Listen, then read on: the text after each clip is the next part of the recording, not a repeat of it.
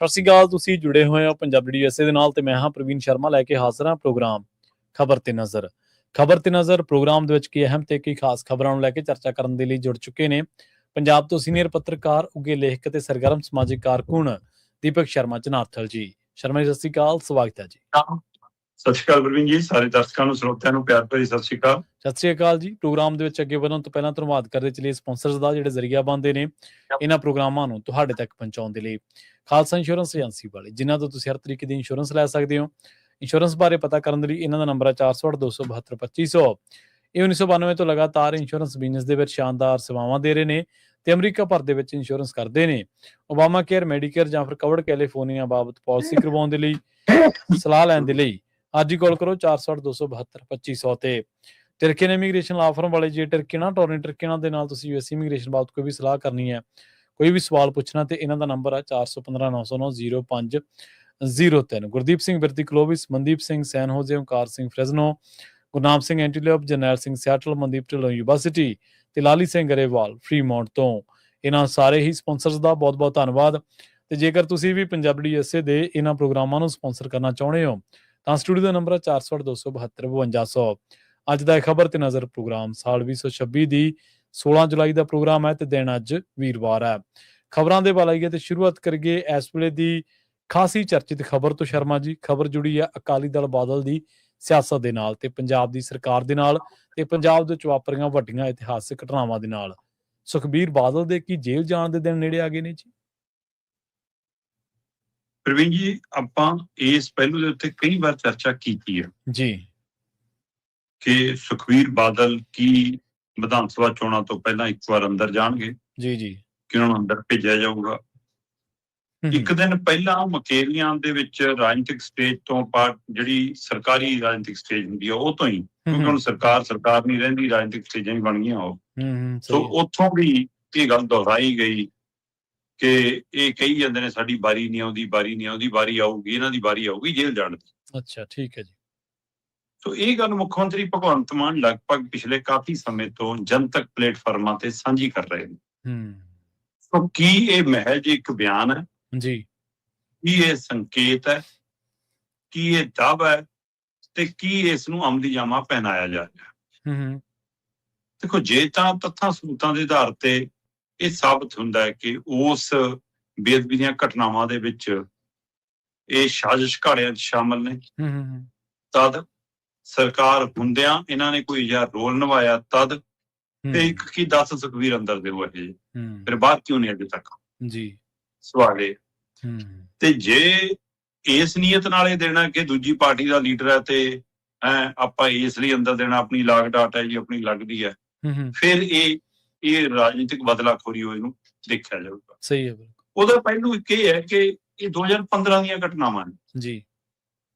ਜੂਨ 2015 ਚ ਜਦੋਂ ਪਾਵਨ ਗ੍ਰੰਥ ਸ੍ਰੀ ਗੁਰੂ ਗ੍ਰੰਥ ਸਾਹਿਬ ਜੀ ਦੀ ਚੋਰੀ ਹੋਣ ਦੀ ਖਬਰ, ਫਿਰ ਉਹਦੇ ਪੱਤਰੇ, ਉਹਦੇ ਅੰਗ, ਉਹਨਾਂ ਨੂੰ ਗਲੀਆਂ ਚ ਖਿਲਾਰਨਾ, ਬੇਅਦਬੀ ਕਰਨਾ, ਉਸ ਤੋਂ ਬਾਅਦ ਫਿਰ ਉਹਦੇ ਇਨਸਾਫ ਦੇ ਲਈ ਮੋਰਚਿਆਂ ਦਾ ਸ਼ੁਰੂ ਹੋਣਾ, ਫਿਰ ਕੋਟਕਪੂਰਾ ਗੋਲੀਕਾਂਡ ਤੇ ਬਹਿਬਲ ਕਲਾਂ ਗੋਲੀਕਾਂਡ ਦਾ ਵਾਪਰਨਾ, ਤੇ ਉੱਥੇ ਫਿਰ 2 ਦਾ ਸ਼ਹੀਦ ਹੋ ਜਾਣਾ, ਕਈਆਂ ਦਾ ਉਧਰ ਦੂਏ ਪਾਸੇ ਜ਼ਖਮੀ ਹੋਣਾ, ਤੇ ਇੱਧਰ FIR ਚ ਆਉਣਾ ਜੀ ਅਣਪਛਾਤੀ ਪੁਲਿਸ।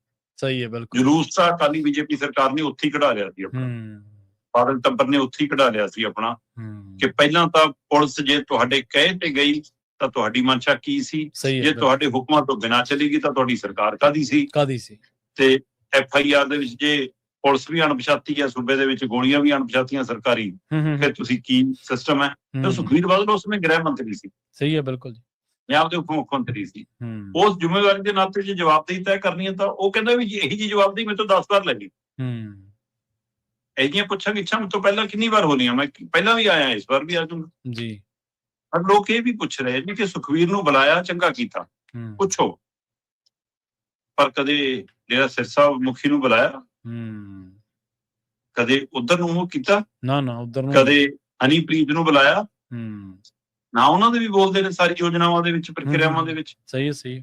ਕਦੇ ਉਧਰ ਨੂੰ ਰੁਖ ਕਿਉਂ ਨਹੀਂ? ਕੀ ਇਹ ਹੈ ਕਿ ਉਹਦਾ ਵੋਟ ਬੈਂਕ ਚੋਂ ਵੋਟ ਬੈਂਕ ਸਾਨੂੰ ਵੀ ਆਉਂਦਾ, ਸੁਖਬੀਰ ਵਾਲੇ ਵੋਟ ਬੈਂਕ ਚੋਂ ਆਉਂਦਾ ਨਹੀਂ?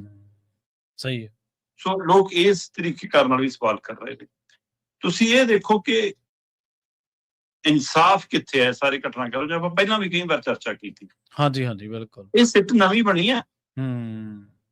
ਇਹ ਸਿੱਟ ਲੰਘੇ ਮਹੀਨੇ 'ਚ ਨਵੀਂ ਬਣ ਕੇ ਕਹਿੰਦੀ ਜੀ ਅਸੀਂ ਚੱਲੇ ਹਾਂ ਜੀ ਮੌਕਾ ਵਾਰਦਾਤ ਦੇ ਉੱਤੇ ਦ੍ਰਿਸ਼ ਕ੍ਰੀਏਟ ਕਰਨਾ ਜੀ ਦੁਬਾਰਾ। ਹਾਂਜੀ ਹਾਂਜੀ। ਹੈ ਨਾ, ਰੀਕ੍ਰੀਏਟ ਕਰਨਾ ਉਹ ਦ੍ਰਿਸ਼ ਨੂੰ ਜੀ ਦੁਬਾਰਾ। ਆਪਾਂ ਉਸ ਦਿਨ ਵੀ ਗੱਲ ਕਰ ਰਹੇ ਸੀ। ਮਤਲਬ 2015 ਜੂਨ 2015 ਤੋਂ ਲੈ ਕੇ ਜੁਲਾਈ 2026 ਤੱਕ 11 ਸਾਲ ਰੀਕ੍ਰੀਏਟ ਹੀ ਨਹੀਂ ਹੋਇਆ। 11 ਸਾਲ ਦੇ ਵਿੱਚ ਅਸੀਂ 3 ਸਰਕਾਰਾਂ ਤੇ 4 ਮੁੱਖ ਮੰਤਰੀ, 2 ਕਮਿਸ਼ਨ, ਸਹੀ ਹੈ, 5 ਸਿੱਟ ਦੇਖ ਲੀਆਂ ਜੀ ਜੀ, ਤੇ ਇਨਸਾਫ ਤਾਂ ਵੀ 0 ਹੈ। ਸੋ ਇਹਦਾ ਮਤਲਬ ਕੀ ਹੈ? ਨਿਰੋਲ ਰਾਜਨੀਤੀ ਹੈ। ਸਹੀ ਹੈ। ਔਰ ਜੇ ਸਰਕਾਰ ਨੇ ਮਨਸ਼ਾ ਬਣਾ ਲਈ ਆ ਫਿਰ ਗ੍ਰਿਫਤਾਰੀ ਤੋਂ ਕੋਈ ਨਹੀਂ ਰੋਕ ਸਕਦਾ। ਕਿਉਂਕਿ ਜਿਹੜੇ ਐਮਸੀ ਚੋਣਾਂ ਦੇ ਵਿੱਚ ਘੱਟ ਐਮਸੀ ਹੁੰਦਿਆਂ ਵੀ ਦੁਆਇਆਂ ਦੇ ਕੁੱਟ ਕੇ ਭਜਾ ਕੇ ਗ੍ਰਿਫਤਾਰ ਕਰਕੇ ਅੰਦਰ ਨੂੜ ਕੇ ਆਪਣੀ ਚੋਣ ਜਿੱਤ ਸਕਦੇ ਨੇ ਪੁਲਿਸ ਦੇ ਸਹਾਰੇ। ਜੀ ਜੀ। ਤੇ ਅੱਜ ਦੀ ਤਰੀਕ 'ਚ ਜਦੋਂ ਵੀਡੀਓਗ੍ਰਾਫੀ ਹੋ ਜਾਂਦੀ ਹੈ, ਹਰ ਚੀਜ਼ ਦਾ ਸਬੂਤ ਤੱਥ ਪਿਆ, ਤਦ ਵੀ ਨਾ ਪੁਲਿਸ ਨੂੰ ਸ਼ਰਮ ਹੈ, ਨਾ ਅਧਿਕਾਰੀਆਂ ਨੂੰ ਸ਼ਰਮ ਹੈ, ਤੇ ਸਰਕਾਰ ਨੂੰ ਤਾਂ ਸ਼ਰਮ ਹੋਣੀ ਔਖੀ ਹੈ। ਫਿਰ ਉਹ ਜਿਹੇ ਦੇ ਵਿੱਚ ਇਹਦੇ ਉੱਤੇ ਤਾਂ ਪਹਿਲਾਂ ਹੀ ਲੋਕਾਂ ਨੂੰ ਸ਼ੰਕੇ ਸ਼ੁਬੇ, ਸੁਖਬੀਰ ਬਾਦਲ ਦਾ ਰੋਲ ਵਧੀਆ ਨਹੀਂ ਸੀ ਉਸ ਟਾਈਮ। ਫਿਰ ਇਹੋ ਜਿਹੇ 'ਚ ਇਹਨੂੰ ਗ੍ਰਿਫਤਾਰ ਕਰਨ 'ਚ ਉਹਨਾਂ ਨੂੰ ਕੀ ਫਰਕ ਪੈਂਦਾ? ਬੇਸ਼ੱਕ ਬਾਅਦ 'ਚੋਂ ਅਗਲਾ ਜ਼ਮਾਨਤ ਤੇ ਆ ਜਾਵੇ, ਚੋਣਾਂ ਤੋਂ ਪਹਿਲਾਂ 2 ਮਹੀਨੇ ਜੀ ਵੀ ਅੰਦਰ ਰਹਿ ਲਿਆ, ਸਹੀ ਇਹਨਾਂ ਨੂੰ ਕਹਿਣ ਨੂੰ ਹੋ ਜਾਊਗਾ ਕਿ ਲਓ ਜੀ ਅਸੀਂ ਤਾਂ ਤਰੀ ਵਾਲੇ ਬੈਂਗਣ ਖਿਲਾਤੇ। ਸੋ ਇਸ ਲਈ ਇਹ ਹੁਣ ਦੇਖਣ ਦੀ ਗੱਲ ਹੈ ਕਿ ਇਨਸਾਫ ਦੀ ਕੜੀ 'ਚ ਅੱਗੇ ਵਧਣ ਲਈ ਹੈ ਕਿ ਸਿਰਫ ਤੇ ਸਿਰਫ ਬਦਲਾਖੋਰੀ ਜਾਂ ਰਾਜਨੀਤਿਕ ਵੋਟਾਂ ਨੂੰ ਧਿਆਨ 'ਚ ਰੱਖ ਕੇ ਇੱਕ ਪੈਂਤੜ ਹੈ। ਸੋ ਜੋ ਵੀ ਹੋਵੇ, ਪਰ ਸੁਖਬੀਰ ਬਾਦਲ ਦੀਆਂ ਮੁਸ਼ਕਲਾਂ ਵੱਧਦੀਆਂ ਦਿਖਦੀਆਂ ਕਿਉਂਕਿ ਗਿਆਨੀ ਰਘਵੀਰ ਸਿੰਘ ਦੇ ਬਿਆਨ ਨੂੰ ਜਿਵੇਂ ਲਿਆ ਗਿਆ, ਜਦੋਂ ਕਿ ਕੁਝ ਪੰਥਕ ਧਿਰਾਂ ਇਸ ਬਹਿਸ 'ਚ ਅਜੇ ਹੈਗੀਆਂ ਨੇ ਕਿ ਜਿਹੜਾ ਸ਼੍ਰੀ ਅਕਾਲ ਤਖਤ ਸਾਹਿਬ ਦੀ ਫਸੀਲ ਦੇ ਸਾਹਮਣੇ ਖੜ ਕੇ ਗੁਨਾਹ ਕਬੂਲ ਕਰਨਾ, ਉਸ ਧਾਰਮਿਕ ਮਰਿਆਦਾ ਅਨੁਸਾਰ ਕੀਤੇ ਗੁਨਾਹਾਂ ਦੇ ਕਬੂਲ ਨੂੰ ਕੀ ਤੁਸੀਂ ਉੱਥੇ ਲੈ ਕੇ ਜਾਣਾ ਅਦਾਲਤ ਦੇ ਵਿੱਚ ਸਾਬਤ ਕਰਨ ਲਈ? ਕਿ ਉਹ ਵੱਖਰੀ ਪ੍ਰਕਿਰਿਆ ਹੋਣੀ ਚਾਹੀਦੀ, ਇੱਕੋ ਹੋਣੀ ਚਾਹੀਦੀ ਹੈ। ਇਹਦੇ ਉੱਤੇ ਪੰਥਕ ਤੌਰ ਤੇ ਇੱਕ ਵੱਖਰੀ ਬਹਿਸ ਹੈ। ਪਰ ਗਿਆਨੀ ਰਘਵੀਰ ਸਿੰਘ ਦਾ ਬਿਆਨ ਨਵੀਂ ਸਿੱਟ ਕੋਲ ਤੇ ਉਹ ਜਿਹੜਾ ਵਿਜੇ ਸਾਂਪਲਾ ਉਸ ਦਾ ਮਾਮਲਾ ਤੇ ਉਸ ਤਰੀਕੇ ਤੋਂ ਬਾਅਦ ਕੁਝ ਅਫਸਰ ਹੈ ਉਸ ਸਮੇਂ ਦੇ ਨੇੜਲੇ, ਉਹ ਸਾਰਿਆਂ ਤੋਂ ਲਿਆ ਕੇ ਜੇ ਸੁਖਬੀਰ ਤੇ ਘੇਰਾਬੰਦੀ ਆ ਤਾਂ ਫਿਰ ਗ੍ਰਿਫਤਾਰ ਦੇ ਦਿਨ ਨੇੜੇ ਨੇ ਜੀ, ਜੇਲ੍ਹ ਦੇ ਦਿਨ ਨੇੜੇ ਨੇ। ਜੇਲ੍ਹ ਦੇ ਦਿਨ ਨੇੜੇ ਨੇ, ਸਹੀ ਹੈ ਜੀ, ਬਿਲਕੁਲ। ਤੇ ਅਗਲੀ ਗੱਲ ਕਰੀਏ ਸ਼ਰਮਾ ਜੀ ਆਪਾਂ ਚੰਨੀ ਦੀ, ਕਹਿੰਦੇ ਦਿੱਲੀ ਜਾ ਕੇ ਕਹਿਣਾ ਪੈ ਗਿਆ ਚੰਨੀ ਨੂੰ ਆਲ ਇਜ਼ ਵੈਲ, ਤੇ ਫਿਰ ਇੱਥੇ ਵੀ ਕਹਿ ਸਕਦੇ ਸੀ ਪੰਜਾਬ ਦੇ ਵਿੱਚ, ਦਿੱਲੀ ਜਾ ਕੇ ਕਹਿਣ 'ਚ ਕੀ ਫਰਕ ਹੈ ਜੀ? ਦੇਖੋ, ਆਪਾਂ ਕੱਲ ਵੀ ਗੱਲ ਕਰ ਰਹੇ ਸੀ ਕਿ ਕਾਂਗਰਸ ਤਾਂ ਦਿੱਲੀ ਦੇ ਗੇੜਿਆਂ ਤੇ ਹੀ ਆ। ਸਹੀ ਹੈ ਜੀ। 1 ਚੱਲ ਗਿਆ, 2 ਆ ਗਏ, 3 ਚੱਲ ਗਏ, 1 ਆ ਗਿਆ, ਇਹ ਕੰਮ ਹੈ। ਜੀ ਜੀ। ਹੁਣ ਸਾਰੀ ਪ੍ਰੈਕਟਿਸ ਦੁਬਾਰਾ ਹੋ ਲਈ। ਭੁਪੇਸ਼ ਬਘੇਲ ਤੋਂ ਲੈ ਕੇ ਹਾਈ ਕਮਾਂਡ ਦੀਆਂ ਬੈਠਕਾਂ ਦੁਬਾਰਾ ਹੋ ਰਹੀਆਂ ਜੀ। ਤੇ ਪਹਿਲੀਆਂ ਪ੍ਰੈਕਟਿਸ ਤੋਂ ਜੋ ਨਿਕਲਿਆ ਸੀ ਉਤੋਂ ਤੱਕ ਕਾਂਗਰਸੀ ਖੁਸ਼ ਨਹੀਂ ਹੋਏ।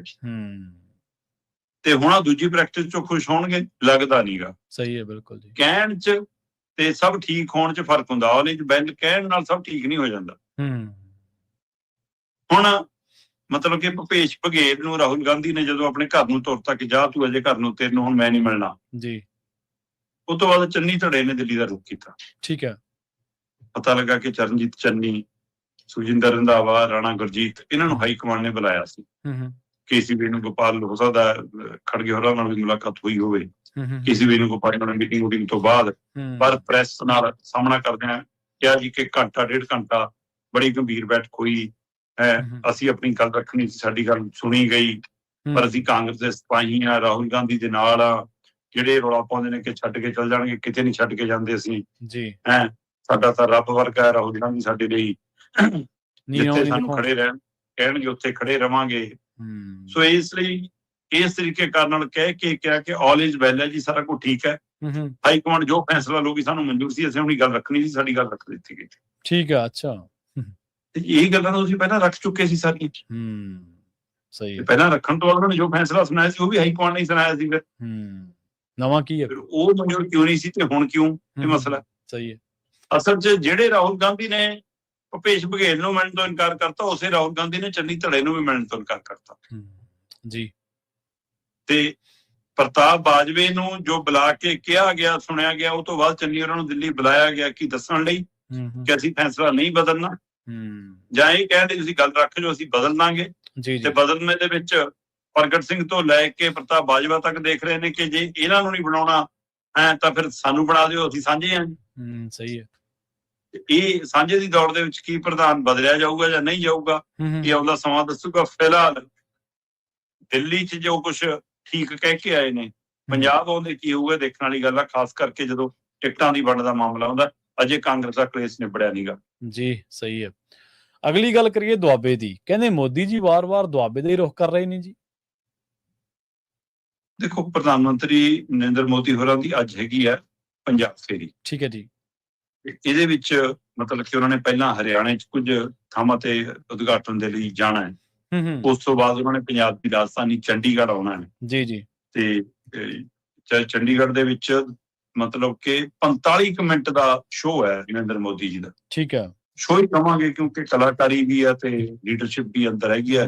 ਪ੍ਰਧਾਨ ਮੰਤਰੀ ਵਾਲਾ ਕੰਮ ਤਾਂ ਘੱਟੇ ਲੱਭਦਾ ਜਨਾਬ। ਘੱਟੇ ਲੱਭਦਾ, ਸਹੀ ਹੈ। ਸੋ ਇਸ ਲਈ ਉਹ 45 ਕੁ ਮਿੰਟ ਦੇ ਸ਼ੋਅ ਲਈ ਆਪਾਂ ਗੱਲ ਕਰਕੇ ਜੀ 2 ਕਰੋੜ ਦਾ ਜਰਮਨ ਹੈਂਗਰ ਕਿਹੜਾ ਟੈਂਟ ਏਸੀ ਟੈਂਟੋ ਲੱਗਣਾ ਹੈ। ਸੋ ਉਹਦੀ ਸਾਰਾ ਕੁਝ ਲੱਗਿਆ ਹੋਇਆ ਜੀ, ਸਾਰਾ ਕੁਝ ਹੈ। ਤੇ ਉਹਦੇ ਵਿੱਚ ਇਹਨਾਂ ਨੇ ਚੰਡੀਗੜ੍ਹ ਤੋਂ ਕੁਝ ਚੰਡੀਗੜ੍ਹ ਦੇ ਤੇ ਕੁਝ ਹੋਰ ਪੰਜਾਬੀ ਦੇ ਕਾਲਜ ਦੇ ਵਿੱਚ ਫੰਕਸ਼ਨ ਹੈ ਤੇ ਉੱਥੋਂ ਇਹਨਾਂ ਨੇ ਉਦਘਾਟਨ ਦੀ ਰਸਮਾਂ ਕਰਕੇ ਫਿਰ ਜਲੰਧਰ ਦਾ ਰੁਖ ਕਰਨਾ। ਠੀਕ ਹੈ ਜੀ। ਜਲੰਧਰ ਦੇ ਵਿੱਚ ਰੇਲਵੇ ਸਟੇਸ਼ਨ ਦਾ ਉਦਘਾਟਨ, ਉਹ ਤੋਂ ਇਲਾਵਾ ਹੋਰ ਕੋਈ ਸੜਕਾਂ ਦਾ ਵਰਚੁਅਲ ਉਦਘਾਟਨ, ਕੋਈ ਭਾਰਤਮਾਲਾ ਪ੍ਰੋਜੈਕਟ ਦਾ ਤੇ ਕੋਈ ਹੈਲਥ ਨਾਲ ਸੰਬੰਧਿਤ ਕਈ ਪ੍ਰੋਜੈਕਟਾਂ ਦਾ ਨੀਂਹ ਪੱਥਰ ਰੱਖਣਾ। ਚੰਗੀ ਗੱਲ ਹੈ। ਪ੍ਰਧਾਨ ਮੰਤਰੀ ਜੀ ਜੇ ਪੰਜਾਬ ਆ ਰਹੇ ਨੇ ਤੇ ਉਹਦੇ ਵਿੱਚੋਂ ਇਹ ਚੀਜ਼ਾਂ ਦਾ ਉਦਘਾਟਨ ਕਰਕੇ ਜਾ ਰਹੇ ਤਾਂ ਸਰਕਾਰਾਂ ਦਾ ਬਣਦਾ ਕੰਮ ਕਰਨਾ ਫਰਜ਼ ਬਣਦਾ। ਪਰ ਜਿਹੜਾ ਇਹ ਦਿਖਾਉਣਾ ਕਿ ਲਓ ਜੀ ਅੱਜ ਵਿਕਾਸ ਦੀ ਗੰਗਾ ਵਹਿ ਜਾਣੀ ਹੈ ਪੰਜਾਬ 'ਚ, ਤੇ ਇਹ ਤੋਂ ਪਹਿਲਾਂ ਤਾਂ ਕੁਝ ਹੋਇਆ ਹੀ ਨਹੀਂ ਸੀ, ਮੋਦੀ ਜੀ ਨੇ ਕੀਤਾ। ਤੇ ਸੋਚੋ ਜੇ ਮੈਂ ਬਿਨਾਂ ਡਬਲ ਇੰਜਨ ਦੀ ਸਰਕਾਰ ਤੋਂ ਮੋਦੀ ਜੀ ਕਰ ਰਹੇ, ਜੇ ਡਬਲ ਇੰਜਨ ਬਣ ਜਾਵੇ ਫਿਰ ਕੀ ਕੁਝ ਕਰਨਗੇ। ਸਹੀ ਕਮਾਲ ਹੈ ਕਿ ਪੰਜਾਬ 'ਚ ਸਰਕਾਰ ਹੈ ਹੀ ਨਹੀਂ, ਕਿ ਪਹਿਲਾਂ ਸਰਕਾਰ ਹੈ ਹੀ ਨਹੀਂ ਕਦੇ। ਸਹੀ ਗੱਲ ਹੈ, ਬਿਲਕੁਲ। ਇਹ ਕਿਹੜਾ ਤਰੀਕਾਕਾਰ ਹੋਇਆ ਕਿ ਜੇ ਸਾਡੀ ਵਾਲੀ ਪਾਰਟੀ ਸਰਕਾਰ ਹੋਊਗੀ ਤਾਂ ਕੇਂਦਰ ਦਾ ਰੁਖ ਹੋਰ ਹੋਊਗਾ। ਸਰਕਾਰ ਤੋਂ ਸਰਕਾਰ ਰੁਖ ਹੀ ਨਹੀਂ, ਅਜਿਹਾ ਨਹੀਂ ਹੁੰਦਾ। ਜੀ ਸਹੀ। ਸੋ ਜੇ ਤੁਸੀਂ ਇਹ ਤਰੀਕਾ ਅਪਣਾਉਣੇ ਫਿਰ ਤੁਸੀਂ ਲੋਕਤੰਤਰਕ ਤਰੀਕੇ ਨਾਲ ਨਹੀਂ ਚੱਲ ਰਹੇ। ਪਰ ਇਹ ਵਿਤਕਰਾ, ਇਹ ਤਰੀਕਾ ਬਾਕੀ ਪਾਰਟੀਆਂ 'ਚ ਵੀ ਰਿਹਾ। ਫਰਕ ਇਹ ਹੈ ਕਿ ਇਹ ਬੋਲ ਕੇ ਕਰਦੇ ਨੇ, ਚੁੱਪ ਕਰਕੇ ਕਰਦੇ ਸੀ, ਕਰਦੇ ਸਾਰੇ ਏਦਾਂ ਹੀ ਨੇ। ਸਾਰੇ ਨਹੀਂ, ਬਿਲਕੁਲ। ਜੇ ਸਾਡੇ ਵਾਲੀ ਆ ਤਾਂ ਹੋਰ ਹੈ, ਹੋਰ ਵਾਲੀ ਆ ਤਾਂ ਹੋਰ ਹੈ। ਚਲੋ, ਮੋਦੀ ਜੀ ਆ ਰਹੇ ਨੇ ਤੇ ਮੋਦੀ ਜੀ ਪੰਜਾਬ ਆ ਰਹੇ ਨੇ, ਪਰ ਗੌਰ ਕਰਕੇ ਦੇਖੋ ਕਿ ਦੁਆਬੇ ਆ ਰਹੇ। ਠੀਕ ਹੈ ਜੀ। ਜਲੰਧਰ ਆਉਣਾ ਇਹਦੇ ਮਾਇਨੇ ਹੈ। ਅੱਜ ਤੋਂ 5 ਮਹੀਨੇ ਪਹਿਲਾਂ ਡੇਰਾ ਸੱਚਖੰਡ ਬੱਲਾ ਆਏ ਸੀ। ਜੀ ਸਹੀ ਹੈ। ਤੇ ਦੁਬਾਰਾ ਉਹੀ ਖੇਤਰ ਚੁਣਿਆ। ਬੇਸ਼ੱਕ ਇਹ ਮਤਲਬ ਜੇ ਆਪਾਂ ਗੱਲ ਕਰੀਏ ਤਾਂ ਇਹ ਕੋਈ ਪਹਿਲਾ ਦੌਰਾ ਤਾਂ ਹੈ ਨਹੀਂਗਾ ਉਹਨਾਂ ਦਾ। ਇਹ ਤੋਂ ਪਹਿਲਾਂ ਵੀ ਮਤਲਬ ਕਈ ਵਾਰ ਉਹ ਪੰਜਾਬ ਆ ਰਹੇ। ਦੇਖੋ ਇਹ ਦੇਖੋ ਕਿ 5 ਫਰਵਰੀ 2022 ਨੂੰ ਜਦੋਂ ਫਿਰੋਜ਼ਪੁਰ ਵਾਲੀ ਘਟਨਾ ਵਾਪਰੀ ਆ, ਜਦੋਂ ਚੰਨੀ ਨੇ ਕਿਹਾ ਕਿ ਉਹੀ ਝੂਠ ਬੋਲੀ ਜਾਂਦੇ ਨੇ, ਅਜਿਹਾ ਕੁਛ ਨਹੀਂ ਹੋਇਆ, ਐਵੇਂ ਕਹੀ ਜਾਂਦੇ ਨੇ ਹਨਾ। ਉਹ ਤੋਂ ਬਾਅਦ ਫਿਰ ਫਰਵਰੀ 2022 ਚ ਤੁਸੀਂ ਵਿਧਾਨ ਸਭਾ ਚੋਣਾਂ ਲਈ ਵੋਟਾਂ ਮੰਗਣ ਆਏ, ਜਲੰਧਰ ਚ ਪਠਾਨਕੋਟ ਚ ਬੀਜੇਪੀ ਲਈ ਪ੍ਰਚਾਰ ਕੀਤਾ, ਪਰ ਸੀਟਾਂ ਪੰਜਾਬ ਚ 2 ਹੀ ਆਈਆਂ। ਉਹ ਤੋਂ ਬਾਅਦ ਫਿਰ ਤੁਸੀਂ ਜਿੱਦਾਂ ਹੀ ਸਰਕਾਰ ਬਣ ਗਈ ਪੰਜਾਬ ਚ, ਆਮ ਆਦਮੀ ਪਾਰਟੀ ਤੁਹਾਨੂੰ ਮੋਹਾਲੀ ਬੁਲਾਇਆ। ਉਸ ਘਟਨਾ ਦੀ ਮੁੱਖ ਮੰਤਰੀ ਭਗਵੰਤ ਮਾਨ ਮਾਫੀ ਮੰਗ ਕੇ ਤੁਹਾਡੇ ਨੇੜੇ ਲੱਗਣਾ ਚਾਹੁੰਦੇ ਸੀਗੇ ਬੀਜੇਪੀ ਦੇ, ਹਨਾ। ਚਲੋ, ਉਹ ਤੋਂ ਬਾਅਦ ਤੁਸੀਂ ਉਸ ਤੋਂ ਬਾਅਦ ਫਿਰ ਤੁਸੀਂ ਮਈ 2024 ਚ ਆਏ ਲੋਕ ਸਭਾ ਚੋਣਾਂ ਚ, ਹੈਨਾ। ਕੀ ਪਟਿਆਲਾ, ਕੀ ਗੁਰਦਾਸਪੁਰ, ਜਲੰਧਰ, ਹੁਸ਼ਿਆਰਪੁਰ, ਹੈਨਾ, ਪਤਾ ਨਹੀਂ ਕਿੱਥੇ ਕਿੱਥੇ ਚੋਣ ਰੈਲੀਆਂ ਕਰ ਗਏ, ਸੀਟ ਕੋਈ ਨਹੀਂ ਆਈ ਤੁਹਾਡੀ, ਹੈਨਾ। ਉਹ ਤੋਂ ਬਾਅਦ ਤੁਸੀਂ ਫਿਰ ਆਦਮਪੁਰ ਵਾਲੇ ਮਾਮਲੇ ਚ ਆਏ ਮਈ ਦੇ ਵਿੱਚ, ਫਿਰ ਤੁਸੀਂ ਹੜ੍ਹਾਂ ਵਾਲੇ ਮਾਮਲੇ ਚ ਵੀ ਆ ਕੇ ਚਲੇ ਗਏ, ਹੈਨਾ। ਤੇ ਫਿਰ ਤੁਸੀਂ ਜਲੰਧਰ ਡੇਰਾ ਸੱਚਖੰਡ ਬੱਲਾ ਆ ਕੇ ਗਏ 1 ਫਰਵਰੀ 2026 ਨੂੰ, ਤੇ ਹੁਣ 5 ਕੁ ਮਹੀਨਿਆਂ ਬਾਅਦ ਇਹ ਤੁਸੀਂ ਕਹਿ ਲਓ ਕਿ ਤੁਹਾਡੀ ਦੁਬਾਰਾ ਫੇਰੀ ਦੁਆਬੇ ਦੇ ਵਿੱਚ ਹੈ। ਜੀ ਕਾਰਨ ਬੀਜੇਪੀ ਪੰਜਾਬ ਦੇ ਵਿੱਚ ਆਪਣੀ ਪਾਰਟੀ ਦੀ ਐਂਟਰੀ ਦਲਿਤ ਵੋਟ ਦੇ ਸਹਾਰੇ ਕਰਾਉਣਾ ਚਾਹੁੰਦੀ ਹੈ। ਜੀ ਮੈਨੂੰ ਲੱਗਦਾ ਹੈ ਕਿ ਸ਼ਹਿਰੀ ਵਰਗ, ਵਪਾਰੀ ਵਰਗ, ਹਿੰਦੂ ਵਰਗ ਪੰਜਾਬ ਦਾ 33-34% ਲਾਏ ਤਾਂ ਗਰੰਟਡ ਹੈ। ਇਹਨਾਂ ਨੂੰ ਤਾਂ ਰਾਮ ਦੇ ਨਾਂ ਤੇ ਅਸੀਂ ਜਿਵੇਂ ਮਰਜ਼ੀ ਨਾਲ ਤੋਰੀ ਫਿਰ ਜਾਈਏ, ਚਾਹੇ ਵਪਾਰੀਆਂ ਨੂੰ ਫਾਇਦਾ ਦਈਏ, ਮਤਲਬ ਵਪਾਰੀਆਂ ਤੋਂ ਭਾਵ ਛੋਟਾ ਦੁਕਾਨਦਾਰ, ਛੋਟਾ ਉਦਯੋਗਪਤੀ, ਉਹਦੇ ਜੋ ਮਰਜ਼ੀ ਕਰੀ ਵੀ ਜਾਈਏ ਤੇ ਹੈਨਾ, ਰਾਮ ਜੀ ਦੇ ਨਾਂ ਤੇ ਉਹਨੂੰ ਠੱਗ ਲਾਂਗੇ, ਕੋਈ ਚੱਕਰ ਨਹੀਂ। ਉਹ ਗਰੰਟਡ ਲੈ ਰਹੇ ਨੇ ਇਸ ਗੱਲ ਨੂੰ। ਸਹੀ ਹੈ। ਤੇ ਦੂਜਾ ਉਹਨੂੰ ਲੱਗਦਾ ਕਿ ਜਿਹੜਾ ਪੰਜਾਬ ਦੇ ਵਿੱਚ 32-33% ਐਸੀ ਭਾਈਚਾਰਾ, ਹਾਂਜੀ, ਜਿਹਦੇ ਵਿੱਚੋਂ ਅੱਧਾ ਵੀ ਅਸੀਂ ਖਿੱਚ ਕੇ ਲੈ ਗਏ ਤੇ ਲੈ ਗੱਲ ਬਣ, ਮਤਲਬ ਕੀ ਸਮਝਦਾ ਕਿ ਇਹ ਤੁਹਾਡੀਆਂ ਯੋਜਨਾਵਾਂ ਨਾਲ ਭਰਮਾਇਆ ਜਾਊਗਾ, ਇਹਨੂੰ ਤੁਸੀਂ ਖਰੀਦਣ ਦੀ ਯੋਜਨਾ ਬਣਾ ਕੇ ਸੋਚ ਰਹੇ ਹੋ। ਸਹੀ ਹੈ। ਕਿਹੜਾ ਨੁਕਤਾ ਭਰਾਵਾ, ਪੰਜਾਬ ਦਾ ਸ਼ਹਿਰੀ ਵਰਗ ਵੀ, ਪੰਜਾਬ ਦਾ ਵਪਾਰੀ ਵਰਗ ਵੀ, ਪੰਜਾਬ ਦਾ ਹਿੰਦੂ ਵਰਗ ਵੀ, ਪੰਜਾਬ ਦਾ ਐਸੀ ਭਾਈਚਾਰਾ ਵੀ ਪੰਜਾਬ ਦਾ, ਦਲਿਤ ਵਰਗ ਵੀ, ਵੱਖੋ-ਵੱਖ ਵਰਗ ਵੀ, ਇਹ ਪੰਜਾਬ ਦੇ ਨੇ। ਇਹ ਜਮਨਾ ਪਾਰ ਵਾਲੇ ਨਹੀਂ ਹੈਗੇ ਜਿਹੜੇ ਤੁਹਾਡੇ ਉਹਨਾਂ ਫਾਰਮੂਲੇ 'ਚ ਫਿੱਟ ਆ ਜਾਣਗੇ। ਇੱਥੇ ਉਹ ਫਾਰਮੂਲਾ ਪੂਰੀ ਤਰ੍ਹਾਂ ਚੱਲਦਾ ਨਹੀਂ ਇਹਨਾਂ ਦਾ। ਇਹੀ ਬੀਜੇਪੀ ਨੂੰ ਸਮਝ ਨਹੀਂ ਆਉਂਦੀ। ਆ ਸਤਲੁਜ ਫਿਲਮ ਦੇ ਰਾਹੀਂ ਜਿਹੜਾ ਨਰੇਟਿਵ ਸਿਰਜਣ ਦੀ ਕੋਸ਼ਿਸ਼ ਕੀਤੀ, ਉਹਨੂੰ ਪੰਜਾਬ ਵਾਲਿਆਂ ਨੇ ਠੁੱਸ ਕਰਤਾ। ਹੁਣ ਇਹਨਾਂ ਨੂੰ ਸਮਝ ਨਹੀਂ ਆਉਂਦੀ ਕਿ ਕਰੀਏ ਕੀ। ਫਿਰ ਟਵੀਟ ਦਾ ਰੰਗ ਬਦਲ ਗਿਆ ਜਦ ਰਵਨੀਤ ਬਿੱਟੂ ਦਾ। ਹੁਣ ਤੁਸੀਂ ਇੱਥੋਂ ਅੰਦਾਜ਼ਾ ਲਾਓ ਕਿ ਪੰਜਾਬ ਦੇ ਵਿੱਚ ਕਰੀਬ 32% ਤੇ 31.94% ਦੀ ਐਸੀ ਭਾਈਚਾਰਾ ਜੀ। ਕੁੱਲ ਸਾਡੀ ਜਿਹੜੀ ਆਬਾਦੀ ਹੈ ਉਹਦੇ ਵਿੱਚੋਂ 32% 31.94% ਦੀ ਲਗਭਗ ਐਸੀ ਭਾਈਚਾਰਾ ਜਿਹੜਾ ਔਨ ਰਿਕਾਰਡ ਹੈ। ਜਦੋਂ ਜਨਸੰਖਿਆ ਦਾ ਨਵਾਂ ਅੰਕੜਾ ਆ ਜਾਊਗਾ ਫਿਰ ਉਹਦੇ ਹਵਾਲੇ ਨਾਲ ਹੋਰ ਵੱਧ ਕੇ ਆ ਜੂਗੀ ਗੱਲ। ਹਾਂਜੀ। ਹੁਣ ਪਰ ਇਹਦੇ ਵਿੱਚੋਂ ਸਭ ਤੋਂ ਵੱਧ ਜੇ ਕਿਤੇ ਹੈਗਾ ਤਾਂ ਨਵਾਂ ਸ਼ਹਿਰ ਸ਼ਹੀਦ ਭਗਤ ਸਿੰਘ ਨਗਰ 'ਚ। ਉੱਥੇ ਲਗਭਗ 43%, 42.51% ਤੋਂ ਵੱਧ ਐਸੀ ਦੀ ਵੋਟ ਹੈ ਨਵਾਂ ਸ਼ਹਿਰ 'ਚ। ਠੀਕ ਹੈ। ਅੱਛਾ। ਦੂਏ ਨੰਬਰ ਤੇ ਜਲੰਧਰ ਆਉਂਦਾ ਹੈ ਜਿੱਥੇ ਲਗਭਗ 39%, 38.95% ਐਸੀ ਭਾਈਚਾਰੇ ਦੀ ਵੋਟ ਹੈ। ਜਲੰਧਰ ਤੋਂ ਬਾਅਦ ਹੁਸ਼ਿਆਰਪੁਰ ਆਉਂਦਾ ਜਿੱਥੇ 35% ਦੇ ਕਰੀਬ ਵੋਟ ਹੈ, 35.14। ਫਿਰ ਉਹ ਤੋਂ ਬਾਅਦ ਕਪੂਰਥਲਾ ਆਉਂਦਾ ਜਿੱਥੇ 34%, 33.94% ਐਸੀ ਭਾਈਚਾਰੇ ਦੀ ਵੋਟ ਹੈ। ਸੋ ਆਹ ਖੇਤਰ ਇਸ ਲਈ ਬੀਜੇਪੀ ਦੀ ਪਸੰਦ ਬਣਦਾ ਕਿ ਜੇ ਇੱਥੋਂ ਗੱਲ ਬਣ ਗਈ ਤਾਂ ਆਪਣੀ ਕਸ਼ਤੀ ਪੰਜਾਬ 'ਚ ਪਾਰ ਲੱਗ ਸਕਦੀ ਹੈ। ਸੋ ਦਿਖਾਉਣ ਨੂੰ ਇਹ ਵਿਕਾਸ ਯੋਜਨਾਵਾਂ, ਦਿਖਾਉਣ ਨੂੰ ਇਹ ਉਦਘਾਟਨ, ਅਸਲ 'ਚ ਪੰਜਾਬ 'ਚ ਬੀਜੇਪੀ ਦਾ ਚੋਣ ਬਿਗਲ ਵਜਾਉਣ ਆ ਰਹੇ ਨੇ ਨਰਿੰਦਰ ਮੋਦੀ ਜੀ। ਤੇ ਉਹਨਾਂ ਨੂੰ ਲੱਗਦਾ ਕਿ ਦਬਾਬੇ ਤੋਂ ਗੱਲ ਤੋਰ ਕੇ ਮੈਂ ਇਸ ਖੇਤਰ ਜਿਹੜਾ ਪੜ੍ਹੇ ਲਿਖੇ ਦੇ ਪੱਖੋਂ ਵੀ, ਸਮਝ ਪੱਖੋਂ ਵੀ ਅਹਿਮ ਹੈ ਤੇ ਉੱਥੇ ਐਸੀ ਭਾਈਚਾਰੇ ਦੀ ਵੋਟ ਵੀ ਵੱਧ ਹੈ, ਆਪਾਂ ਉਹਨੂੰ ਏਦਾਂ ਕੈਸ਼ ਕਰ ਲਾਂਗੇ। ਸੋ ਦੇਖਦੇ ਹਾਂ ਜੀ, ਇੱਥੇ ਬੜੇ ਕੈਸ਼ ਕਰਨ ਆਉਂਦੇ ਰਹੇ, ਕਿਹਦੀ ਗੱਡੀ ਪਾਰ ਲੱਗਦੀ ਹੈ ਤਾਂ ਉਹਦਾ ਬਖਸ਼ ਦੱਸੂਗਾ। ਫਿਲਹਾਲ ਬੀਜੇਪੀ ਸਰਕਾਰੀ ਪੈਸੇ ਤੇ ਚੋਣ ਰੈਲੀ ਕਰਨ ਆ ਰਹੀ। ਸਹੀ ਹੈ ਜੀ। ਮੋਦੀ ਸਾਹਿਬ ਮੋਨੀ ਬਾਬਾ ਕਿਉਂ ਬਣੇ ਹੋਏ ਆ ਸ਼ਰਮਾ ਜੀ? ਦੇਖੋ, ਮੋਨੀ ਬਾਬਾ ਮਨਮੋਹਨ ਸਿੰਘ ਹੋਰੀ ਜਦੋਂ ਦੇਸ਼ ਦੇ ਪ੍ਰਧਾਨ ਮੰਤਰੀ ਸੀ ਨਾ, ਹਾਂਜੀ, ਤਾਂ ਉਹਨਾਂ ਲਈ ਇਹਨਾਂ ਨੇ ਸ਼ਬਦ ਪ੍ਰਚਾਰਿਆ ਸੀਗਾ। ਬੀਜੇਪੀ ਨੇ ਉਹ ਸ਼ਬਦ ਖੜਿਆ ਸੀਗਾ ਕਿ ਮੋਨੀ ਪ੍ਰਧਾਨ ਮੰਤਰੀ ਨੇ, ਮੋਹਨ ਪ੍ਰਧਾਨ ਮੰਤਰੀ ਹੈ ਨਾ, ਮਨਮੋਹਨ ਨੂੰ ਮਨਮੋਹਨ ਹੈ ਨਾ, ਮਨਮੋਹਨ ਕਹਿੰਦੇ ਸੀਗੇ, ਏਦਾਂ ਕਹਿ ਕੇ ਪ੍ਰਚਾਰ ਦੇ ਵਿੱਚ। ਤੇ ਅੱਜ ਜੇ ਅਸੀਂ ਕਹੀਏ ਕਿ ਨਰਿੰਦਰ ਦੀ ਥਾਂ ਤੇ ਮਨਿੰਦਰ ਪ੍ਰਧਾਨ ਮੰਤਰੀ ਨੇ, ਫਿਰ ਇਹਨਾਂ ਦੇ ਮੂਹਰੇ ਵੀ ਮੋਹਨ ਲੱਗ ਜਾਵੇ। ਸਹੀ ਹੈ। ਵੈਸੇ ਮਨਮੋਹਨ ਸਿੰਘ ਦੇ ਜਾਣ ਤੋਂ ਬਾਅਦ ਇਹਨਾਂ ਦੇ ਆਉਣ ਤੇ ਇਹੀ ਕਿਹਾ ਗਿਆ ਬੀਜੇਪੀ ਵੱਲੋਂ ਜਾਂ ਸਮਰਥਕਾਂ ਵੱਲੋਂ ਕਿ ਭਾਈ ਦੇਖੋ ਜੀ, ਬੋਲਣ ਵਾਲਾ ਪ੍ਰਧਾਨ ਮੰਤਰੀ ਤਾਂ ਹੁਣ ਮਿਲਿਆ ਹੈ ਨਾ, ਜਵਾਬ ਦੇਣ ਵਾਲਾ, ਅੜਨ ਵਾਲਾ, ਖੜਨ ਵਾਲਾ ਪ੍ਰਧਾਨ ਮੰਤਰੀ ਤਾਂ ਹੁਣ ਮਿਲਿਆ। ਜਨਾਬ ਦੱਸ ਦਿਓ, ਰੂਸ ਯੂਕਰੇਨ ਦੀ ਜੰਗ ਦੇ ਵਿੱਚ ਹੈ ਨਾ ਸਹੀ ਪੱਖ ਤੇ ਖੜਨ ਦੀ ਹਿੰਮਤ ਦਿਖਾਈ ਹੋਵੇ, ਹੈ ਨਾ, ਜਾਂ ਅਮਰੀਕਾ ਵੱਲੋਂ ਇਜ਼ਰਾਈਲ ਨਾਲ ਮਿਲ ਕੇ ਇਰਾਨ ਤੇ ਕੀਤੇ ਗਏ ਹਮਲਿਆਂ ਦੇ ਦਰਮਿਆਨ ਗਲਤ ਨੂੰ ਗਲਤ ਕਹਿਣ ਦੀ, ਠੀਕ ਨੂੰ ਠੀਕ ਕਹਿਣ ਦੀ ਹਿੰਮਤ ਦਿਖਾਈ ਹੋਵੇ ਜੀ। ਅਮਰੀਕਾ ਬਾਰ-ਬਾਰ ਟੈਰਿਫਾਂ ਦੀ ਗੱਲ ਕਰਦਾ ਸੀ, ਮੋਨੀ ਬਾਬਾ ਦਾ ਜੇ ਮੋਨ ਟੁੱਟਿਆ ਹੋਵੇ ਤਾਂ ਦੱਸ ਦਿਓ ਮੈਨੂੰ, ਹੈ ਨਾ। ਅਮਰੀਕਾ ਨੇ ਹੁਣ ਫੇਰ ਕਹਿਤਾ 100% ਦੀ ਟੈਰਿਫ ਦੀ ਤਿਆਰੀ ਹੈ ਜੀ, ਦੱਸ ਦਿਓ ਜੇ ਮੋਨ ਟੁੱਟਿਆ ਹੋਵੇ। ਦੇਸ਼ ਭਰ ਦੀਆਂ ਜਥੇਬੰਦੀਆਂ, ਸੰਸਥਾਵਾਂ ਹੈ ਨਾ ਕੋਠੇ ਚੜ੍ਹ ਰੌਲਾ ਪਾਉਂਦੀਆਂ ਕਿ ਜੇ ਅਮਰੀਕਾ ਨੇ ਉਹ ਵਪਾਰਕ ਸਮਝੌਤਾ ਸਿਰੇ ਚੜਾਤਾ ਤਾਂ ਖੇਤੀ ਵੀ ਜਾਊ, ਸਹਾਇਕ ਧੰਦੇ ਵੀ ਜਾਣਗੇ, ਹੋਰ ਉਦਯੋਗ ਵੀ ਜਾਣਗੇ, ਸਭ ਤੇ ਅਸਰ ਪਊਗਾ। ਪਰ ਮੋਨੀ ਬਾਬਾ ਦਾ ਮੋਨ ਟੁੱਟਦਾ ਹੋਵੇ ਤਾਂ ਦੱਸ ਦਿਓ। ਚਲੋ, ਇਹ ਗੱਲਾਂ ਤਾਂ ਇੱਕ ਪਾਸੇ ਰਹਿ ਗਈਆਂ।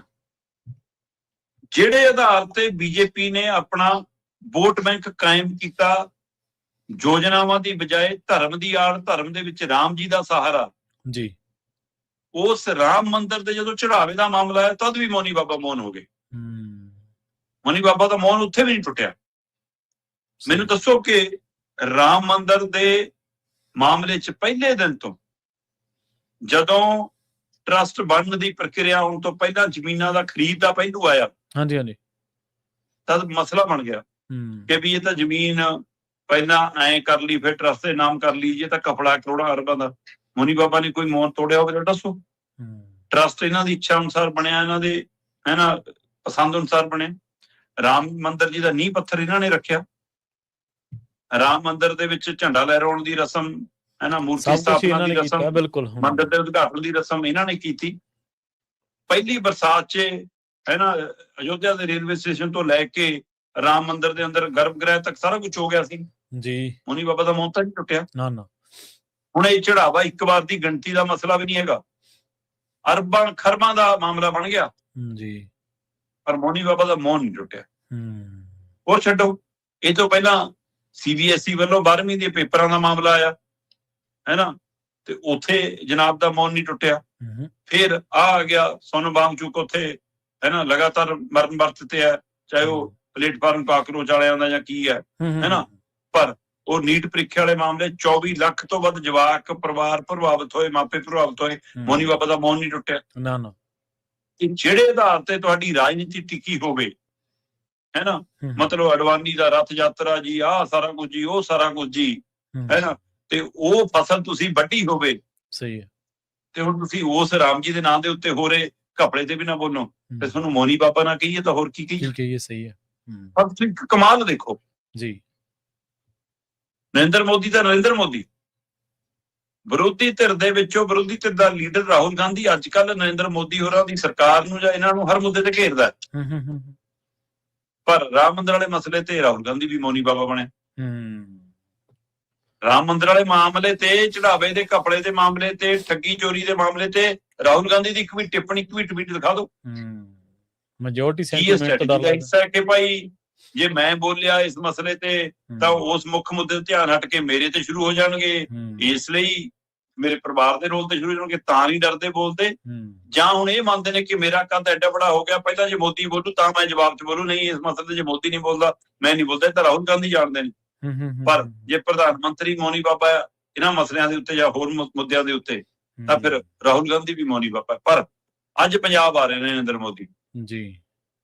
ਅੱਜ ਦੇਖਦੇ ਆ ਕਿ ਪੰਜਾਬ ਨੂੰ ਕੇਂਦਰ ਤੇ ਰੱਖ ਕੇ ਜੇ ਰਾਜਨੀਤੀ ਕਰਨ ਦੀ ਇੱਛਾ ਹੈ, ਹੋਰ ਬਹੁਤ ਕੁਝ ਬੋਲਣਗੇ, ਪਰ ਉਹ ਮੌਨ ਕੀ ਪੰਜਾਬ ਦੇ ਪਾਣੀਆਂ ਦੇ ਮਸਲੇ ਤੇ, ਕੀ ਪੰਜਾਬ ਦੀ ਆਰਥਿਕਤਾ ਦੇ ਮਸਲੇ ਤੇ, ਕੀ ਪੰਜਾਬ ਦੇ ਜਿਹੜੇ ਸਾਡਾ ਲਾਂਘੇ ਵਾਲਾ ਮਸਲਾ ਉਹਦੇ ਉੱਤੇ, ਜੋ ਤਾਜ਼ਾ ਪੁਲਿਸ ਤਸ਼ੱਦਦ ਵਾਲੇ ਮਾਮਲੇ ਤੇ, ਮਨੁੱਖੀ ਅਧਿਕਾਰ ਵਾਲਾ ਪਹਿਲੂ ਤੇ ਫਿਲਮ ਦਾ ਮਾਮਲਾ, ਜਾਂ ਉਹਦੇ ਨਾਲ ਜੁੜ ਕੇ ਉਸ ਪੁਲਿਸ ਦਾ ਮਾਮਲਾ, ਕਮਿਸ਼ਨ ਦਾ ਮਾਮਲਾ, ਇਹਨਾਂ ਸਾਰੇ ਮਾਮਲਿਆਂ ਤੇ ਮੌਨ ਟੁੱਟਦਾ ਕਿ ਨਹੀਂ, ਅੱਜ ਇਹ ਵੀ ਪਤਾ ਲੱਗ ਜਾਊਗਾ। ਜੀ ਸਹੀ ਹੈ, ਬਿਲਕੁਲ। ਤੇ ਜਾਂਦਿਆਂ ਦੀ ਗੱਲ ਕਰੀਏ ਉਸ DSP ਦੀ, ਜਿਹੜਾ ਜੇਈ ਨੂੰ ਫਸਾਉਂਦਾ ਖੁਦ ਹੀ ਫਸ ਗਿਆ ਸ਼ਰਮਾ ਜੀ। ਪ੍ਰਵੀਨ ਜੀ, ਇਹਨਾਂ ਦਿਨਾਂ ਦੇ ਵਿੱਚ ਫਿਲਮ ਸਤਲੁਜ ਦੇ ਹਵਾਲੇ ਨਾਲ ਜੀ ਪੁਲਿਸ ਦੀ ਕਾਰਗੁਜ਼ਾਰੀ ਦੀ ਖੂਬ ਸਮੀਖਿਆ ਹੋ ਰਹੀ ਹੈ। ਜੀ ਬਿਲਕੁਲ, ਖੂਬ ਪੜਚੋਲ ਹੋ ਰਹੀ ਹੈ। ਤੇ ਇਹਨਾਂ ਦਿਨਾਂ ਦੇ ਵਿੱਚ ਅਜਿਹੀ ਖਬਰ ਆਵੇ ਦਾ ਮਤਲਬ ਪਰਵਾਹ ਹੀ ਨਹੀਂ ਕਿ ਸਾਨੂੰ, ਕਿ ਨਹੀਂ ਤਾਂ ਇਹ ਹੁੰਦਾ ਕਿ ਬਈ ਹੁਣ ਆ ਇੱਥੇ ਪਹਿਰਾ ਲੱਗ ਗਿਆ, ਇੱਥੇ CCTV ਕੈਮਰਾ ਲੱਗ ਗਿਆ, ਚਲੋ ਵੀ ਆਪਾਂ ਇਸ ਪਾਸਿਓਂ ਨਹੀਂ ਲੰਘਣਾ, ਚੋਰ ਵੀ ਪਾਸਾ ਤਰੀਕਾ ਬਦਲ ਲੈਂਦੇ ਨੇ ਕਿ ਨਾ ਵੀ ਇੱਥੇ ਤਾਂ ਫੜੇ ਜਾਵਾਂਗੇ। ਮਤਲਬ ਇਹਨਾਂ ਦਿਨਾਂ 'ਚ ਜਦੋਂ ਤੁਹਾਡੇ ਬਾਰੇ ਇੰਨੀ ਖੂਬ ਚਰਚਾ ਹੋ ਰਹੀ, ਤਦ ਵੀ ਤੁਸੀਂ ਪੰਗੇ ਲੈਣ ਨੂੰ ਨਹੀਂ ਟਲਦੇ। ਸਹੀ ਹੈ। ਮੈਂ ਕਹਿੰਦਾ ਉਸ ਬਲਦੀ ਅੱਗ ਦੇ ਦੌਰ ਦੇ ਵਿੱਚ ਵੀ ਕੁਝ ਪੁਲਿਸ ਵਾਲੇ ਚੰਗੇ ਹੋਣਗੇ, ਔਰ ਕਈਆਂ ਨੇ, ਕਈ ਮੁੰਡੇ ਲੰਘਾਏ ਕਢਾਏ ਨੇ ਕਿ ਛੱਡੋ ਯਾਰ ਤੁਸੀਂ ਗਲਤ ਤਰੀਕੇ 'ਚ ਮਾਰੇ ਜਾਓਗੇ, ਇਸ ਰਾਹ ਤੋਂ ਵੀ ਮੁੜਿਆ ਉਹ ਜਾਂ। ਪਰ ਬਹੁਤ ਗਿਣਤੀ ਕੀ ਦ੍ਰਿਸ਼ ਬਣ ਗਿਆ ਕਿ ਉਸ ਸਮੇਂ ਕੀ ਕੁਛ ਕੀਤਾ ਪੁਲਿਸ ਨੇ ਸਾਡੇ ਸਾਹਮਣੇ। ਉਸੇ ਤਰ੍ਹਾਂ ਅੱਜ ਦੇ ਦੌਰ ਦੇ ਵਿੱਚ ਵੀ ਮੈਂ ਕਹਿੰਦਾ ਚੰਗੇ ਪੁਲਿਸ ਵਾਲੇ ਹੋਣਗੇ, ਪਰ ਜ਼ਿਆਦਾਤਰ ਕੀ ਬਣ ਗਿਆ ਵੀ ਕਿ ਇਹ ਪੈਸੇ ਦੇ ਮਿੱਤ ਨੇ, ਇਹ ਭ੍ਰਸ਼ਟਾਚਾਰੀ। ਹੁਣ ਉਸ ਤਰ੍ਹਾਂ ਦਾ ਵਰਤਾਂਤ ਸਾਡੇ ਸਾਹਮਣੇ ਆਇਆ।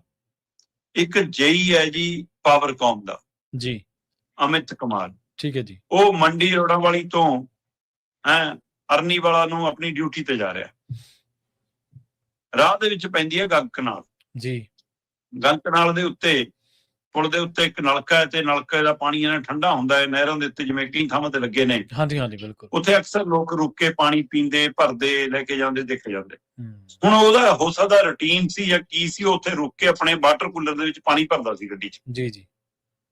ਤੇ ਜਦੋਂ ਪਾਣੀ ਭਰ ਕੇ ਗੱਡੀ ਕੋਲ ਮੁੜਿਆ ਤੇ ਕਹਿੰਦੇ ਜੀ ਪੁਲਿਸ ਵਾਲੇ ਕਹਿੰਦੇ ਤੇਰੀ ਗੱਡੀ ਤਲਾਸ਼ੀ ਲੈਣੀ ਹੈ। ਉਸ ਮੀਨ ਟਾਈਮ ਦੇ ਦਰਮਿਆਨ ਹੀ ਕਹਿੰਦੇ ਉਹਦੀ ਗੱਡੀ 'ਚ ਪੈਕਟ ਰੱਖਤਾ। ਉਹ ਅੱਛਾ। ਤੇ ਪੈਕਟ ਰੱਖਿਆ ਤੇ ਗੱਡੀ ਦੀ ਤਲਾਸ਼ੀ ਲੈਣ ਲੱਗੇ ਕਿ 3 ਪੁਲਿਸ ਵਾਲੇ ਆਵੇ, ਅਸੀਂ ਤੇਰੀ ਗੱਡੀ ਤਲਾਸ਼ੀ ਲੈਣੀ। ਤਲਾਸ਼ੀ ਲਈ ਜੀ, ਸੀਟ ਥੱਲੇ ਲਓ ਜੀ, ਪੈਕਟ ਬਰਾਮਦ ਹੋ ਗਿਆ, ਡਰੱਗ ਮਿਲ ਗਈ, ਪੈ ਗਿਆ ਰੌਲਾ। ਹੁਣ ਜੀ ਕੋਈ ਸਧਾਰਨ ਆਮ ਵਿਅਕਤੀ ਹੋਵੇ, ਉਹ ਤਾਂ ਘਬਰਾ ਕੇ ਮਿੰਨਤਾਂ ਦੇ ਰਾਹ ਪੈ ਜਾਵੇ, ਤਰਲੋ ਪਸੀਨੋ ਪਸੀਨੀ ਹੋ ਜਾਵੇ, ਤਰੇਲ ਆਉਣ ਲੱਗ ਜਾਣ, ਹੈ ਨਾ, ਉਹ ਤਾਂ ਮਿੰਨਤਾਂ ਕਰਨ ਲੱਗ ਜਾਵੇ, ਮਾਫੀ ਮੰਗਣ ਲੱਗ ਜਾਵੇ, ਜਾਂ ਲੈ ਦੇ ਕੇ ਨਵੇੜੇ ਕੁਛ ਕਰੇ ਕਿ ਛੱਡੋ ਜੀ, ਮਾਫ ਕਰੋ, ਹੈ ਨਾ, ਕੱਢੋ ਇਸ ਮਸਲੇ ਚੋਂ। ਉਹ ਇਹੀ ਚਾਹੁੰਦੇ ਸੀ ਕਿ ਅਜਿਹਾ ਮਾਮਲਾ ਮੌਕੇ ਤੇ ਨਿਬੜ ਜਾਵੇ। ਇਹਦਾ ਮਤਲਬ ਉਹ ਇਹਨਾਂ ਦੀ ਪ੍ਰੈਕਟਿਸ ਦਾ ਹਿੱਸਾ ਸੀ ਕਿ ਏਦਾਂ ਕੋਈ ਨਾ ਕੋਈ ਰੋਜ਼ ਫਸਾਓ। ਸਹੀ ਹੈ। ਤੇ ਉਹ ਤਾਂ ਮੌਕੇ ਤੇ ਮਾਮਲਾ ਨਿਬੜਿਆ। ਹੋ ਸਕਦਾ ਪਹਿਲਾਂ ਕਿੰਨੇ ਰਗੜੇ ਹੋਣ। ਸਹੀ ਗੱਲ ਹੈ। ਪਰ ਅਮਿਤ ਕੁਮਾਰ ਕੱਲਾ ਜੇਈ ਨਹੀਂ ਗਾ, ਉਹ ਪਾਵਰਕੌਮ ਦਾ ਜੇਈ ਆ, ਔਰ ਪਾਵਰਕੌਮ ਇਸ ਸਮੇਂ ਆਪਣੀ ਪਾਵਰ ਪੂਰੀ ਦਿਖਾ ਰਹੀ ਹੈ ਸਰਕਾਰ ਨੂੰ। ਕੋਈ ਮਸਲਾ ਹੋਵੇ, ਉਹ ਯੂਨੀਅਨ ਪੱਧਰ ਤੇ ਬਹੁਤ ਤਕੜੇ ਨੇ ਜੀ। ਸਹੀ ਹੈ। ਤੇ ਅਮਿਤ ਕੁਮਾਰ ਅੜ ਗਿਆ, ਉਹ 3 ਤੇ ਉਹ ਕੱਲਾ। ਉਹਨੇ ਬਾਣੀ ਪਾ ਲਈ ਹੂੰ ਕਿ ਆ ਜੋ ਨਾ ਮੇਰਾ ਹੈਗਾ ਨਾ ਮੈਂ ਇਹਨੂੰ ਦੱਸੂਗਾ ਕਿ ਕਿਵੇਂ ਆ ਤੁਸੀਂ ਪੁੱਜੋ। ਹੂੰ ਚਲੋ ਜੀ, ਚੱਲਦੇ ਰੋੜੇ ਚ ਤੈਅ ਯੋਜਨਾ ਦੇ ਤਹਿਤ ਡੀਐਸਪੀ ਗੁਰਸੇਵਕ ਸਿੰਘ ਮੌਕੇ ਤੇ ਪਹੁੰਚ ਗਿਆ। ਠੀਕ ਹੈ। ਉਹ ਕਹਿੰਦਾ ਚਲੋ ਵੀ ਇਹਨੂੰ ਹੂੰ ਲੈ ਕੇ ਸੀਏ ਸਟਾਫ ਲੈ ਚਲੋ। ਹੂੰ ਜਦੋਂ ਉੱਥੇ ਦੇਖਿਆ ਭੀੜ ਇਕੱਠੀ ਹੋਣ ਲੱਗ ਗਈ, ਲੋਕ ਸਵਾਲ ਕਰਨ ਲੱਗ ਪਏ ਨਾਲ, ਹੂੰ ਕਿਉਂਕਿ ਉਹ ਬੰਦਾ ਅੜਿਆ ਵਾ ਸੀ ਹਾਂਜੀ ਹਾਂਜੀ ਤੇ ਪੁਲਿਸ ਤੇ ਯਕੀਨ ਲੋਕਾਂ ਨੂੰ ਘੱਟ, ਤੇ ਉਹ ਬੰਦੇ ਨੂੰ ਲੋਕ ਪਛਾਣਨ ਲੱਗ ਪਏ ਕਿ ਵੀ ਤਾਂ ਉਹ ਹੈ, ਇਹੋ ਜਿਹਾ ਇਹਦੀ ਇਹ ਆ ਵਾਏ। ਤੇ ਰੌਲਾ ਪੈਂਦਾ ਦੇਖ ਕੇ ਜਾਨੂੰ ਉਹਨੇ ਵੀ ਫੋਨ ਖੜਕਾਤੇ ਹੋਣੇ ਤੇ ਚੱਕ ਕੇ ਜੀ ਉਹਨੂੰ ਸੀਏ ਸਟਾਫ ਲਿਆਏ। ਠੀਕ ਹੈ ਜੀ। ਹੁਣ ਸੀਏ ਸਟਾਫ ਫਿਰ ਉਹਦੇ ਸਾਥੀ ਵੀ ਪਹੁੰਚ ਗਏ, ਸਾਰਾ ਕੁਝ। ਉਹ ਕਹਿੰਦੇ ਸਾਡੇ ਸਾਹਮਣੇ ਕਰੋ ਵੀ ਜਾਂਚ ਆ ਜਾਓ। ਜਦੋਂ ਪੈਕਟ ਖੋਲਿਆ ਉਹ 'ਚ ਯੂਰੀਆ ਨਿਕਲਿਆ। ਠੀਕ ਹੈ ਜੀ। ਇਹਦਾ ਮਤਲਬ ਯੂਰੀਆ ਵਾਲਾ ਪੈਕਟ ਉਹਦੇ ਉੱਤੇ ਟੇਪ ਟੂਪ ਲਾ ਕੇ ਕਾਗਜ਼ ਚੜਾ ਕੇ ਏਦਾਂ ਗਾਹਕ ਫਸਾਉਂਦੇ ਸੀ। ਸਹੀ ਹੈ। ਤੇ ਉਹ ਛੱਡੋ ਜੀ, ਜੇਈ ਸਾਹਿਬ ਇਹ ਜਾਂਚ ਸਾਬਤ ਹੋ ਗਿਆ ਜੀ, ਇਹ ਤਾਂ ਐਵੇਂ ਗਲਤ ਤੁਹਾਨੂੰ ਫਸਾਉਣ ਦਾ ਤਰੀਕਾ ਸੀ, ਜਾਓ ਜੀ ਕਰਾਂ। ਮਤਲਬ ਆਪਣੇ ਵੱਲੋਂ ਐਂ ਨਿਬੇੜਤਾ ਮਾਮਲਾ, ਨਹੀਂ ਪੜ ਗਿਆ। ਜੇਈ ਸਾਹਿਬ ਛੱਡਤੇ। ਅੱਛਾ। ਜੇਈ ਸਾਹਿਬ ਕਹਿੰਦਾ ਹੁਣ ਨਹੀਂ ਛੱਡ ਹੁਣੇ। ਉਹਨੇ ਆਪਣੀ ਪੜਤਾਲ ਸ਼ੁਰੂ ਕਰਤੀ ਕਿ 3 ਬੰਦੇ ਕਿਵੇਂ ਕਰਦੇ ਨੇ, ਕੀ ਕੀਤਾ, ਕਿਹੜੇ ਤੱਥ ਨੇ, ਕਿੱਥੋਂ ਰੱਖਿਆ ਪੈਕਟ, ਕਿਵੇਂ ਬਣਾਇਆ, ਕਿੱਥੋਂ ਕੀ ਖਰੀਦਿਆ। ਉਹਨੇ ਸਾਰੇ ਦਸਤਾਵੇਜ਼ ਇਕੱਠੇ ਕਰਕੇ ਵਕੀਲੀ ਤਰੀਕੇ ਨਾਲ ਅਰਨੀਵਾਲਾ ਥਾਣੇ ਆ ਕੇ ਸ਼ਿਕਾਇਤ ਕਰਤੀ। ਠੀਕ ਹੈ ਜੀ। ਹੁਣ ਆਏ ਸ਼ਿਕਾਇਤ ਕਿੱਥੇ ਸੁਣਦੀ ਆ ਪੁਲਿਸ? ਨਹੀਂ ਸੁਣਦੀ, ਨਾਲੇ ਆਪਦੇ ਡੀਐਸਪੀ ਦੇ। ਇਹਦਾ ਮਤਲਬ ਫਿਰ ਪਾਵਰਕੌਮ ਦੀ ਯੂਨੀਅਨ ਨੇ, ਪਿੱਛੇ ਲੋਕਾਂ ਨੇ ਤਾਕਤ ਦਿਖਾਈ ਤੇ ਮਜਬੂਰਨ ਦੇ ਵਿੱਚ ਅਰਨੀਵਾਲਾ ਪੁਲਿਸ ਨੂੰ FIR ਦਰਜ ਕਰਨੀ ਪਈ। ਉਹ 3 ਆਰੋਪੀਆਂ ਨੂੰ ਕਬਜ਼ੇ 'ਚ ਲੈਣਾ ਪਿਆ ਤੇ ਅਦਾਲਤ 'ਚ ਪੇਸ਼ ਕਰਨਾ ਪੈ ਗਿਆ। ਉਹ ਇੰਨੇ ਕੱਚੇ ਕਿ ਪਹਿਲੀ ਤਰੀਕ ਦੇ ਉੱਤੇ ਹੀ, ਪੇਸ਼ੀ ਦੇ ਉੱਤੇ ਹੀ ਹੱਥ ਖੜੇ ਕਰਕੇ ਅਦਾਲਤ 'ਚ ਕਿ ਸਾਡਾ ਕੋਈ ਨਹੀਂ, ਜਿਸ ਤਰ੍ਹਾਂ ਪਹਾੜੇ ਦੇ ਟੱਟੂ ਹੈ ਜੀ, ਰੋਜ਼ ਦਾ ਡੀਐਸਪੀ ਦਾ ਨਵਾਉਂਦਾ ਸੀ ਤਾਂ ਉਹਦੇ ਲਈ ਕੰਮ ਕਰਦੇ ਆ ਜੀ। ਚਲੋ। ਤੇ ਅਮਿਤ ਕੁਮਾਰ ਜੇਈ ਨੂੰ ਫਸਾਉਂਦਾ ਡੀਐਸਪੀ ਗੁਰਸੇਵਕ ਉਹਦੇ ਫਸ ਗਿਆ। ਸੋ ਇਹ ਇੱਥੇ ਤੱਕ ਮਤਲਬ ਕਿ ਅਸੀਂ ਜਾ ਰਹੇ ਹਾਂ, ਕਿਹੜੇ ਤਰੀਕੇ ਅਪਣਾ ਰਹੇ ਹਾਂ, ਦੇਖਣ ਵਾਲੀ ਗੱਲ। ਜੀ ਬਿਲਕੁਲ। ਸ਼ਰਮਾ ਜੀ, ਤੁਸੀਂ ਜਦੋਂ ਗੱਲ ਦੱਸ ਰਹੇ ਸੀ, ਮੈਂ ਸੋਚ ਰਿਹਾ ਸੀਗਾ ਵੀ ਜਿਹੜੇ ਲੋਕ ਅੱਜ ਫੇਕ ਇਨਕਾਊਂਟਰਾਂ ਦੇ ਮਾਮਲੇ ਦੇ ਵਿੱਚ ਜਾਂ ਜਾਲੀ ਪੁਲਿਸ ਮੁਕਾਬਲਿਆਂ ਦੇ ਵਿੱਚ ਪੁਲਿਸ ਨੂੰ ਬਰੀ ਕਰਦੇ ਆ, ਉਹ ਜ਼ਰਾ ਸੋਚਣ ਤਾਂ ਸਹੀ। ਹੁਣ ਤਾਂ ਕੋਈ ਐਮਰਜੈਂਸੀ ਨਹੀਂ ਲੱਗੀ, ਹੁਣ ਤਾਂ ਕੋਈ ਪੁਲਿਸ ਕੋਲੇ ਪਾਵਰਾਂ ਨਹੀਂ, ਹੁਣ ਤਾਂ ਆਮ ਸਰਕਾਰ ਚੱਲ ਰਹੀ ਹੈ। ਤੇ ਜੇਕਰ ਇਹ ਲੋਕ ਇਸ ਤਰ੍ਹਾਂ ਦੇ ਢਕਵੰਜ ਰਚ ਕੇ ਲੋਕਾਂ ਨੂੰ ਫਸਾ ਰਹੇ ਨੇ, ਚਾਹੇ ਉਹ ਲਾਲਚ ਪੱਖੋਂ ਚਾਹੇ ਕਿਵੇਂ, ਉਸ ਦੌਰ 'ਚ ਇਹਨਾਂ ਨੇ ਕੀ ਕੀਤਾ ਹੋਣਾ ਜਦੋਂ ਪਾਵਰ ਹੀ ਇਹਨਾਂ ਕੋਲ ਸੀ? ਹੁਣ ਤਾਂ ਅਦਾਲਤਾਂ ਨੇ, ਕਾਨੂੰਨ ਹੈ, ਵਕੀਲ ਹੈ, ਸਾਰਾ ਕੁਛ ਹੈ। ਤੇ ਉਦੋਂ ਤਾਂ ਸਾਰਾ ਕੁਝ ਹੀ ਆਪ ਸੀਗੇ, ਉਦੋਂ ਕਿੰਨਾ ਕਹਿਰ ਕੀਤਾ ਹੋਣਾ ਇਹਨਾਂ ਨੇ, ਇਸ ਗੱਲ ਤੋਂ ਅੰਦਾਜ਼ਾ ਤੁਸੀਂ ਲਾ ਸਕਦੇ ਹੋ। ਸ਼ਰਮਾ ਜੀ, ਇਹਨਾਂ ਖਾਸ ਖਬਰਾਂ ਤੇ ਖਾਸ ਜਾਣਕਾਰੀਆਂ ਦੇ ਲਈ ਤੁਹਾਡਾ ਬਹੁਤ ਧੰਨਵਾਦ ਜੀ। ਸਤਿ ਸ੍ਰੀ ਅਕਾਲ। ਸਤਿ ਸ੍ਰੀ ਅਕਾਲ ਜੀ। ਪ੍ਰੋਗਰਾਮ ਖਬਰ ਤੇ ਨਜ਼ਰ ਨੂੰ ਆਪਾਂ ਇੱਥੇ ਸਮਾਪਤ ਕਰਾਂਗੇ। ਤੁਹਾਡਾ ਸਾਰਿਆਂ ਦਾ ਬਹੁਤ ਧੰਨਵਾਦ। ਸਤਿ ਸ੍ਰੀ ਅਕਾਲ। ਇਸੇ ਤਰ੍ਹਾਂ ਜੁੜੇ ਰਹੋ ਪੰਜਾਬੀ ਰੇਡੀਓ USA ਦੇ ਨਾਲ।